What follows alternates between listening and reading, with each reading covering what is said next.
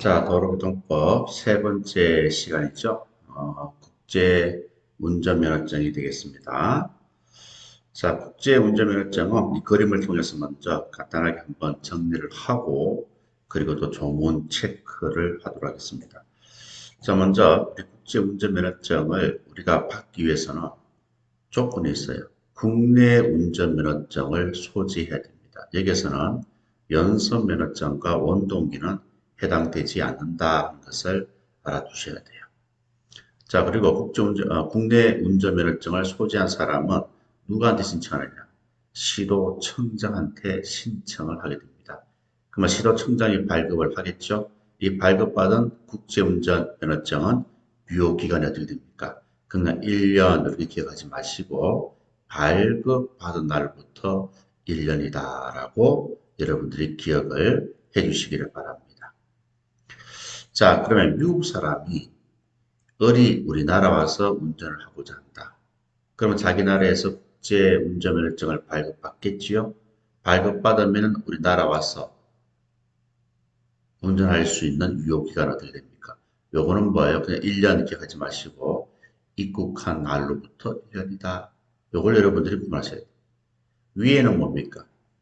입국한 날로부터 1년이고 우리는 발급받은 날로부터 1년이에요. 요걸 여러분들이 구분을 해 주셔야 한다 이 말입니다. 이해하셨죠? 무슨 말인지. 그리고 미국 사람 어른 우리나라 와서 비사업용 자동차를 운전할 수가 있습니다. 원칙은 사업용 자동차는 원칙은 운전할 수가 없어요. 예외적으로 렌트카는 가능하다 하는 사실을 여러분들이 알아두시면 됩니다.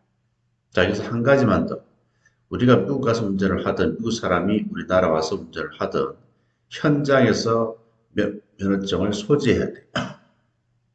만약에 소지하지 않고 현장에서 제시를 요구받았는데 소지하지 않아서 제시를 못 하잖아요. 그러면은 무면허 운전으로 처벌을 받습니다. 무슨 말인지 아시겠죠? 그는 참고로 여러분들이 알아두시기를 바랍니다. 자, 그러면 조문 체크로 가겠습니다. 자, 방금 말씀드렸죠. 예국 권한이 있는 기관에서 그죠? 국제면허증을 발급받은 사람은 국내에서 입국한 날로부터 1년이다. 이걸 기억하셔야 됩니다. 자, 그런데 원칙은 사업용 자동차는 운전이 가능하지만 사업용 자동차는 운전은 아, 미안합니다. 사업용 자동차를 운전할 수가 없죠. 그죠? 원칙은 예외적으로 대여 사업용 자동차를 임차하여 운전하는 경우는 가능하다는 거예요. 그래서 외국인은 우리나라 와서 입국한 날부터 1년 동안 운전을 할 수가 있는데 비사업용 자동차는 운전이 가능하죠. 그리고 사업용 자동차는 원칙은 안 됩니다. 예외적으로 대여 사업용 자동차를 임차해서 운전하는 경우는 가능하다. 렌트카 같은 건 가능하다. 그렇게 그림을 통해서 또 설명을 드렸습니다. 자, 그리고 국제 운전면허증을 가지고 국내에서 자동차를 운전하는 사람은 관할 시도경찰청장, 그죠? 사람이 주소지를 관할하는 지방 시도경찰청장은 장관의 정하는 기준에 따라 1년이 넘지 않는 범위 안에서 국제운전면허증에 의한 자동차 운전을 금지할 수가 있습니다. 예를 들어서 적성검사를 받지 않거나 적성검사에 불합격하거나 고의가시로 교통사고를 일으키거나 또 이 법, 명령, 처분을 위반했을 때, 자, 이 네 가지에 해당되는 경우가 되겠죠. 이 네 가지에 해당되는 경우는 시도청장은 1년을 넘지 않는 범위에서 국제운전면허증에 의한 자동차 운전을 금지할 수도 있다는 것을 여러분들이 알아두시기를 바랍니다. 자, 그 다음 국제운전면허증 누가 발급한다고 그랬어요? 앞에서 다 말씀드렸죠. 시도경찰청장한테 신청을 하고 시도경찰청장이 발급하고 유효기간은 발급받은 날부터 1년입니다. 이건 우리 입장이 되는 거예요. 외국인이 아니고 우리에 해당되는 겁니다. 그래서 우리는 시도경찰청장한테 신청을 하고 시도경찰청장이 발급하고 유효기간은 발급받은 날로부터 1년이다. 자, 그리고 또 하나 주의할 것은 바로 사망사항입니다. 우리가 국제운전면허증을 발급받았잖아요. 근데 우리가 운전면허증을 발급받았는데 국내 면허증이 정지 취소가 되는 경우가 있겠죠. 그럼 국제운전면허증도 자동적으로 정지 취소가 된다 하는 것을 여러분들이 알아두시면 되겠습니다. 자, 그 다음 98조 2가 됩니다. 자, 국제운전면허증 발급 제한인데 만약에 국제운전면허증을 발급받고자 하는 사람이 법칙금이라든가 가태료를 납부하지 않았어요. 그러면은 시도경찰청장은 국제운전면허증 발급을 거부할 수 있다 하는 것을 여러분들이 알아두시면 되겠습니다. 그래서 결과적으로 법칙금과 가태료를 납부하라는 거예요. 납부하지 않으면 시도경찰청장은 발급을 거부할 수가 있다는 뜻이에요. 아시겠죠? 자, 그리고 소송과의 관계도 교재에 없어서 저것도 제가 한글로 작업해서 첨부 파일을 올려드릴 텐데요. 이거는 간단한 내용이기 때문에 원래 책에 적어두시는 것이 더 깔끔할 겁니다. 자, 행정소송과의 관계는 이 법에 따른 처분으로서 해당 처분에 대한 행정소송은 이 말입니다. 행정소송은 행정심판 재개를 거치지 아니하면은 재개할 수 있다 없다 없다. 행정심판 재개를 거쳐야만 재개할 수 있다. 이게 뭐예요? 필수적 행정심판 전치주의다 하는 것을 알아두시면 되겠습니다. 자, 그 다음에 14번째 장입니다. 범칙행위의 처리에 관한 특례가 되겠는데요. 자, 먼저 통칙을 보게 되면 범칙행위가 뭐냐라고 되어 있습니다. 자, 범칙행위가 뭐예요? 예, 20만 원 이하 벌금 그리고 가루에 해당되는 행위를 우리가 범칙행위라고 합니다. 그럼 범칙자가 누구예요? 이 범칙행위를 한 사람을 말하고 여기에 해당되는 사람을 제외합니다. 그래서 범칙자란 범칙행위를 한 사람으로서 다음 각호 1호, 2호에 해당하지 아니한 사람을 범칙자라고 한다. 그러니까 결과적으로 여기에 있는 사람은 범칙자가 될 수 없는 거죠. 교통사고, 정명세에 대한 질문, 이 세 가지는 범칙 행위자에 속하지 않습니다. 범칙자에 해당되지 않는다 이 말이에요. 이걸 기억해 주셔야 됩니다. 범칙자 제외되는 사람이 누구다? 교통사고, 정명세에 대한 질문, 이 세 가지에 해당되는 사람이 되는 거예요. 자, 그 다음 이 통고 처분은 누가 합니까? 예, 서장 또는 제주특별자치도지사가 통고를 할 수가 있어요. 그런데 여기에 해당되는 사람은 제외합니다. 다음 각호에 해당되는 사람은 그러하지 아니하다. 여기 세 사람은 통고 처분 적용 제외자입니다. 달성, 범 이렇게 여러분들이 기억을 해주시면 된다는 거예요. 그리고 제주도지사가 만약에 통고 처분을 했잖아요. 그러면은 관할경찰서장한테 통보한다 하는 것을 여러분들이 알아두셔야 됩니다. 무조건 해야 되는 거예요. 자, 여기에는 표가 나오는데요. 여기 표가 나오는데, 자, 우리가 방금 공부했던 게 뭐예요? 바로 아래에 있는 요구입니다. 그쵸? 그게 도로교통법에 해당되는 거고요. 위에 있는 거는 뭐예요? 경범죄 처벌법에 있는 내용입니다.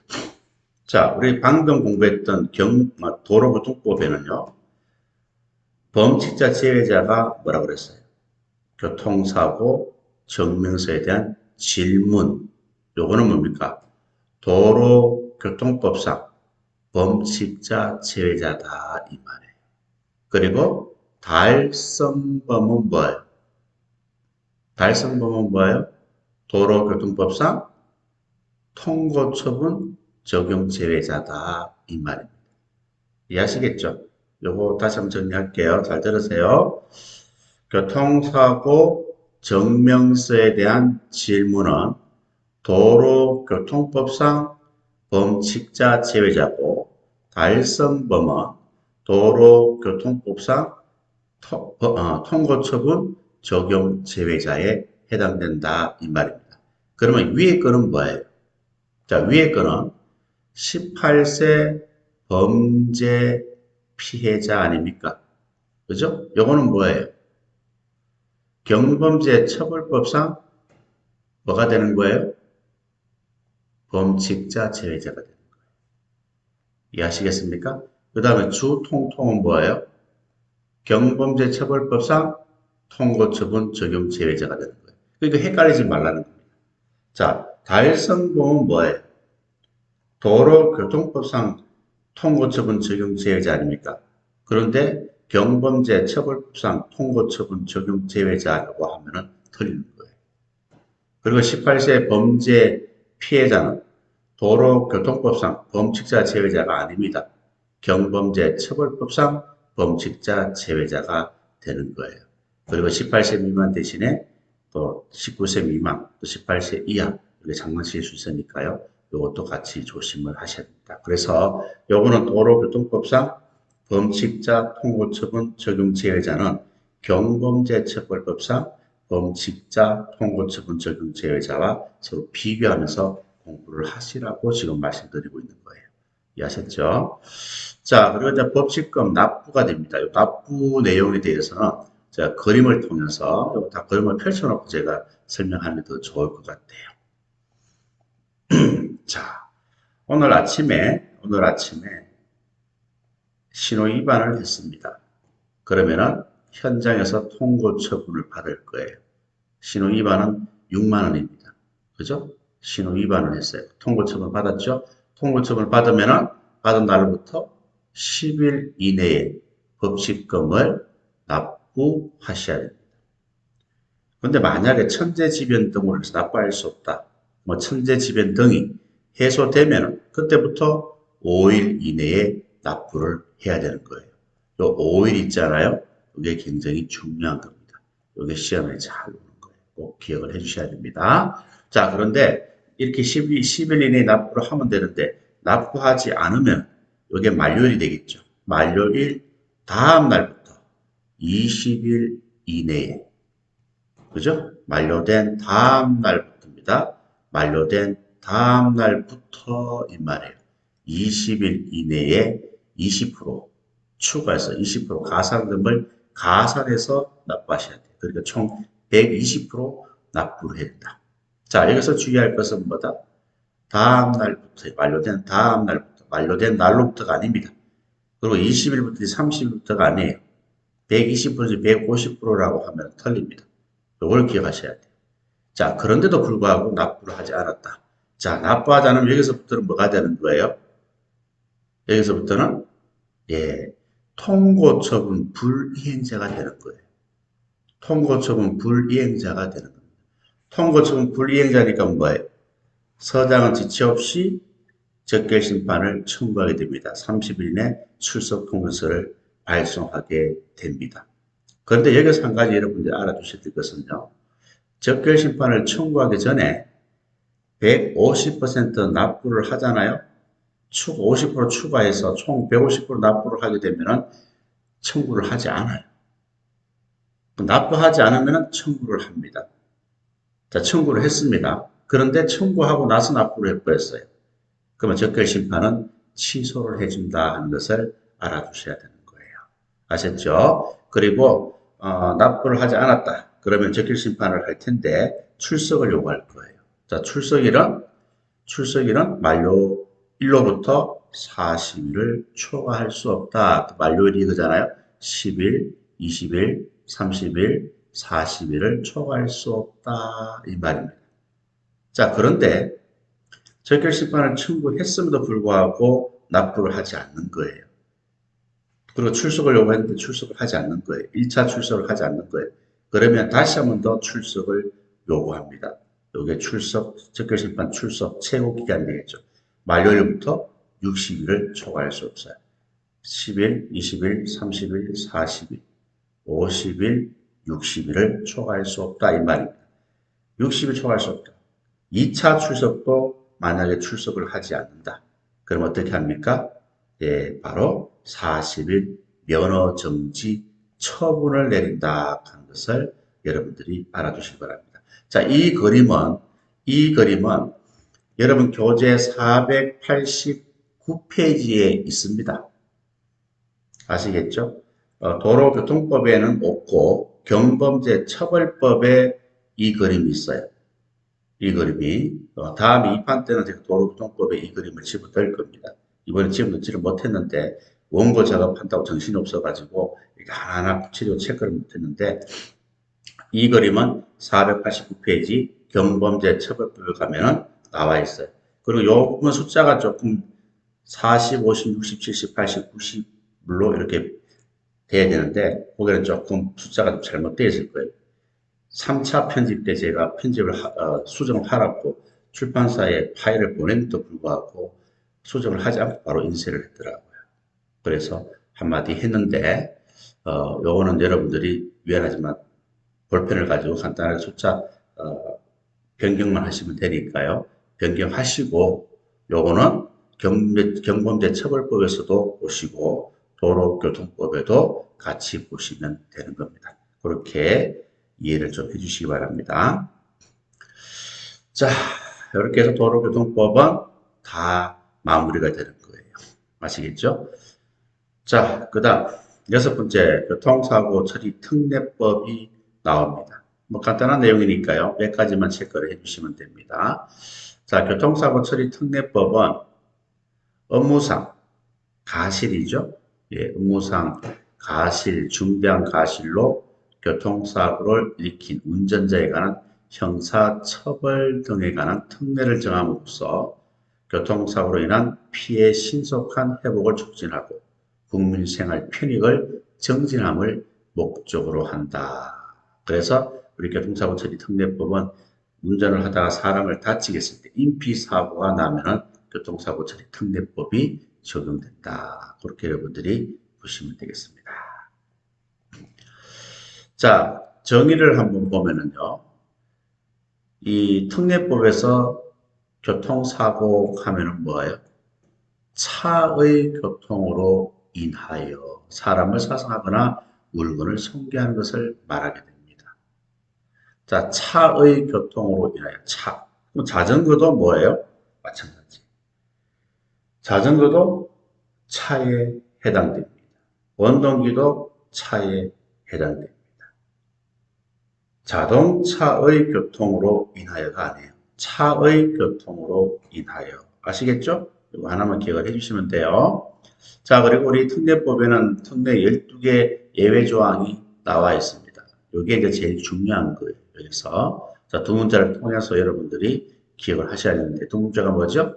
가음하여 신중하게 철길 앞 횡단보도를 건너는데 어린 성격이 무시해서 화가 났다 해서 12가지 예외 조항을 기억을 해주시면 됩니다. 자, 그리고 여기서 가속에서 20km 초까지 10km 초과로 시험에 놓은 적도 있어요. 그리고 제일 밑에 보시면 안전거리 미약으로 인한 사고, 이거는 12개 항에 속하지 않습니다. 통행 우선순위 위반으로 인한 사고 12개 항에 속하지가 않아요.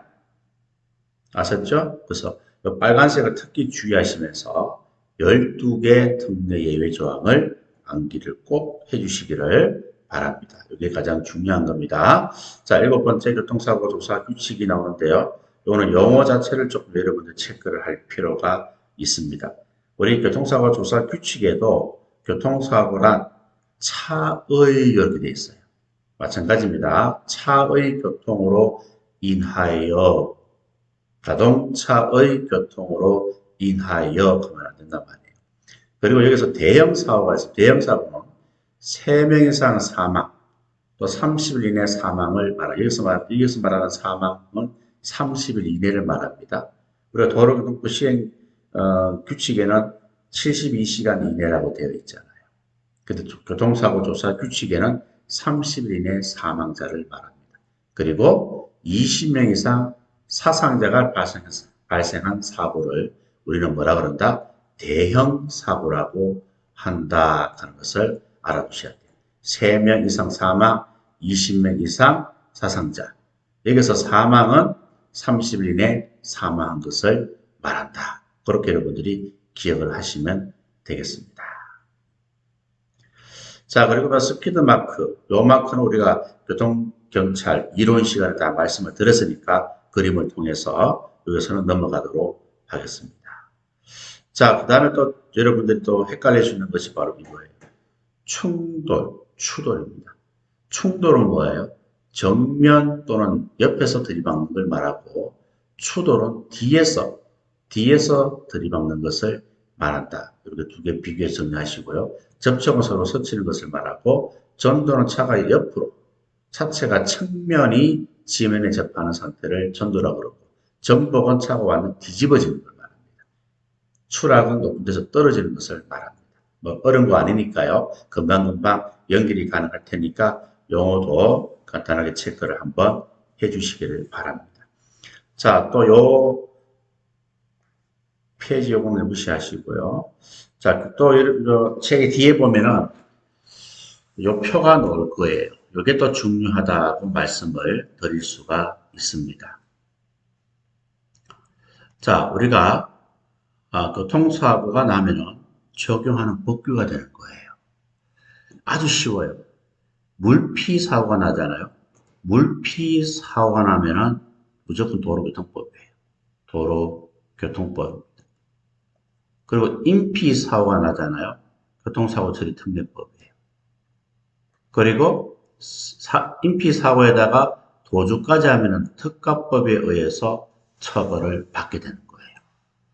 이해하셨죠? 무슨 말인지. 얼마나 쉬워요. 물피사고는 무조건 도로교통법이에요. 사람을 다치게 했을 때는 교통사고 처리 특례법이에요. 사람을 다치게 하고 도망까지 가면은 특가법에 의해서 가중 처벌을 받는다. 그렇게 정리를 하시면 되는 겁니다. 자, 그런데 하나 주의할 것은 우리가 도로교통법은요. 도로에서 물피사고입니다. 뭐 도로가 아닌 곳에서 물피사고를 일으키면은 교통사고에 해당되지 않는다 이 말이에요. 이걸 주의하시고요. 그리고 도로가 아닌 곳에서 물피사고를 내면 여기까지는 교통사고가 아니에요. 근데 도주를 해버리면은 도로교통법이 적용이 된다 하는 것을 알아둡니다. 도로에서 물피사고는 당연히 도로교통법이고 도로가 아닌 곳에서 물피사고를 일으키면은 교통사고에 해당되지 않는다 그랬죠? 그런데 도주까지 해버리면은 도로교통법이 적용된다. 이걸 기억을 해주시면 됩니다. 자, 그리고 사람을 다치게 했을 때는 도로다, 아니다, 제한이 없어요. 따지지 않고 교통사고 처리 특례법이 적용되고 사람을 다치게 하고 도망을 가잖아요. 도망을 가면은 도로도 아니다, 안 따집니다. 무조건 가중 처벌을 받게 되는 거예요. 왜 그러냐면은 교통사고라고 하는 것은 가실이에요, 가실. 그죠? 근데 도주는 고의입니다. 그 고의성이 포함되어 버리기 때문에 가중 처벌을 받게 되는 거예요. 우리가 지난번에 우리 했던 거 복습 한번 해볼까요? 복습을요. 자, 한번 대답을 한번 해보시기 바랍니다. 물피사고를 내고 도주를 합니다. 원래 물피사고만 내면 벌점이 없어요. 도주하면 벌점이 몇 점이에요? 15점이에요. 자수하면 강경이 되지 않습니다. 자수해도 15점 벌점입니다. 자, 그런데 인피사고를 내고 도주를 했어요. 면허 취소입니다. 그런데 3시간 이내, 그 밖의 지역은 12시간 이내 자수하면은 벌점은 몇 점이 되는 거예요? 30점이 되겠고 3시간 경과 후 48시간 이내 자수를 하게 되면 벌점 60점이 된다고 말씀을 드렸어요. 그래서 도주를 하면 면허 취소가 되지만 자수를 하게 되면 취소는 되지 않는다. 자수하면 30점 또는 60점이 된다. 앞 시간에 말씀을 드렸습니다. 이렇게 정리를 여러분들이 해주시면 되겠습니다. 자, 그 다음에 특가법이 되겠는데요. 자, 특가법은, 자, 요걸 한번 또 이름 보시기 바랍니다. 자, 1항을 한번 볼까요? 1항을 보게 되면은, 어떤 말들이 나와 있습니까? 자동차, 원동기 장치 자전거의 교통으로 인해서 피해자를 사망에 이르게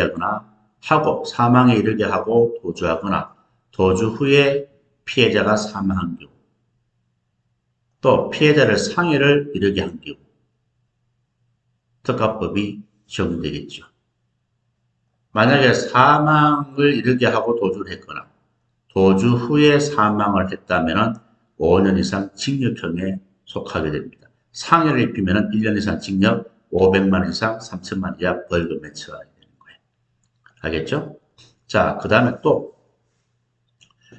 사고 운전자가 피해자를 사고 장소로부터 옮겨 유기하고 도주를 한 거예요. 그래도 가중처벌을 받겠죠? 그죠? 사망에 이르게 하고 도주하거나 도주 후에 사망에 이르게 하면 또 5년 이상. 그리고 상해를 입으면 3년 이상 유기징역입니다. 그래서 또 1호는 어차피 위에 거 밑에 거 똑같지만 2호가 다르죠. 상해를 이르게 했을 때는 우리가 위에 거는 1년 이상 유기징역이지만 밑에는 3년 이상 유기징역에 처하게 되는 거예요. 이런 것도 간단하게 비교해서 한번 체크를 해주시는 것도 좋겠습니다. 그 다음에 이제 가끔 버스에서 또 택시 기사들을 폭행하는 고객들이 있어요. 그래서 운행 중인 자동차의 운전자에 대한 폭행 등의 가중처벌이 되겠는데요. 굉장히 위험합니다. 운전하는데 옆에서 술 먹은 사람이 폭행을 한다든가 이렇게 하면 굉장히 위험하단 말이에요. 자동차 운전자를 폭행하거나 협박하면 어떻게 되죠? 5년 이하 징역, 2천만 이하 벌금 등에 처하게 되고 사람을 상해에 이르게 한 경우 3년 이상이고 사망하게 이른 경우는 무기 또는 5년 이상이다 하는 것도 여러분들이 처벌 내용까지 알아두도록 합니다. 자, 그리고 이제 위험 운전이 되겠는데요. 음주라든가 약물 영향으로 술을 먹고 마약을 하고 한 상태로 정상적인 운전이 곤란한 상태에서 운전을 하다가 뭐예요? 사람을 다치게 하거나 사망하게 이른 경우예요. 상해는 1년 이상 15년 이하, 1천만 원 이하, 3천만 원 이하 벌금이고 사망은 무기 또는 3년 이상 징역형에 속한다 하는 것을 알아두시기를 바랍니다. 자, 그리고 어린이 보호구역, 어린이 치사상 가중처벌이 되겠는데요. 어린이 보호구역에서 어린이 안전에 유의하면서 운전을 해야 될 의무를 위반하고 어린이 사망을 이르게 한 경우, 상해를 이르게 한 경우, 사망에 이르게 한 경우는 무기 또는 3년 이상 징역형이고 상해는 1년 이상 15년 이하, 500에서 3천만 원 이하 벌금에 처한다 하는 거 알겠죠?